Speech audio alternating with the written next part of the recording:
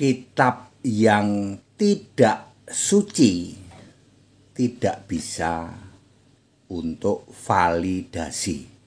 Saya Pendeta Henry Tandianta, Master of Bibliology Studies dalam bingkai Indonesia Pancasila nih ya, saya memberi edukasi nih ya.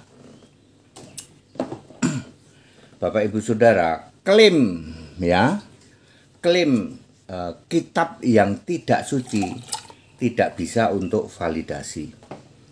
Ya, saya Pendeta Henry Tandianta dari Gereja Alkitab Allah Esa Firman Utama GFU dalam bingkai Indonesia Pancasila nih. Kita mau edukasi nih. Siapakah pencipta langit dan bumi, matahari, bulan, bintang termasuk manusia? Allah kami, Pak. Kok Anda bisa mengatakan Allah kami? Di kitab kami yang menciptakan langit dan bumi itu Allah kami. Langit dan bumi ada berapa? Cuman ada satu, Pak. Nah, ya, yang menciptakan Allah kami. Kalau gitu buktikan dulu kitabmu kitab suci atau tidak.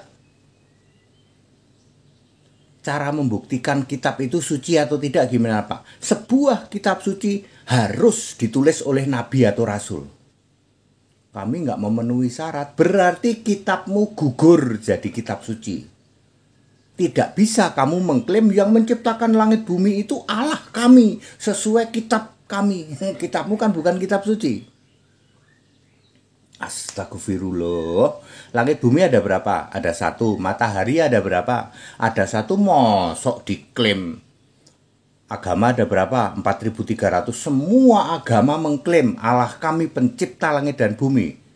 Menurut di kitab yang ditulis, yang kitab milik kami, Pak. Cek dulu, kitabmu kitab suci atau bukan? Harus ditulis oleh Nabi Rasul, betul. Wah, kitab kami nggak masuk kriteria itu, Pak. Kitabmu ditulis oleh Nabi dan atau Rasul atau tidak? Tidak. Kalau gitu kitabmu gugur jadi kitab suci. Nggak bisa kamu jadikan dasar klaim kamu bahwa Allah kami menciptakan langit dan bumi dan segala isinya. Betul. Allah itu nama atau bukan nama? Menurut kitab kami, Pak, Allah itu nama. Cek dulu kitabmu, kitab suci atau tidak? Tidak, Pak. Kalau gitu gugur. Tidak bisa kamu mengklaim Allah itu nama. Clear?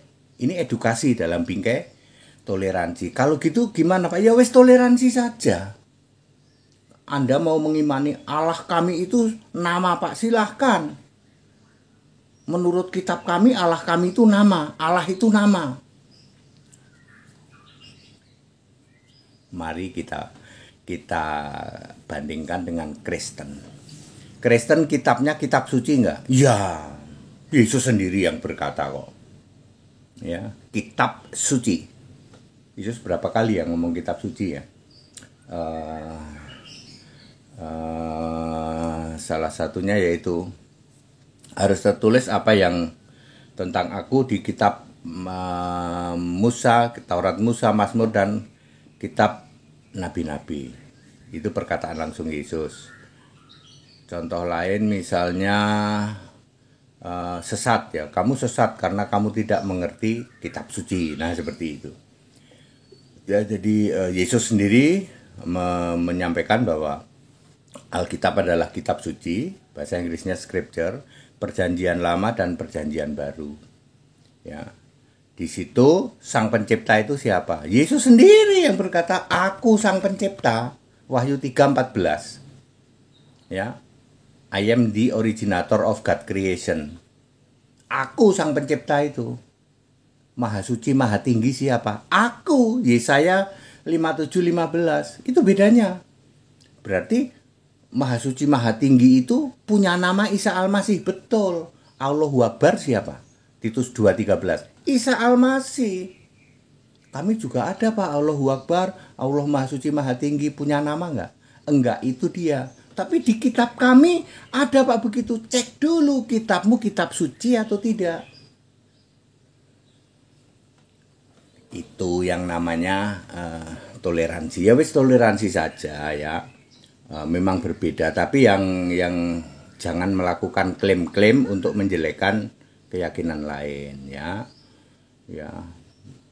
Kalau kami itu fix, ya toh. Allah itu ya satu, ya toh. Cuman satu. Nah, memang Allahnya orang Kristen berapa? Katanya 3 itu bukan Kristen itu, ya. Allah yang esa, Yesus namanya. Tuhan yang esa, Juru Selamat, tidak berubah, Alfa Omega, dulu sekarang selamanya. Mari puji Yesus Kristus Allah. Hanya Yesus yang harus disembah, jangan menyembah Allah lainnya, pasti binasa ke neraka.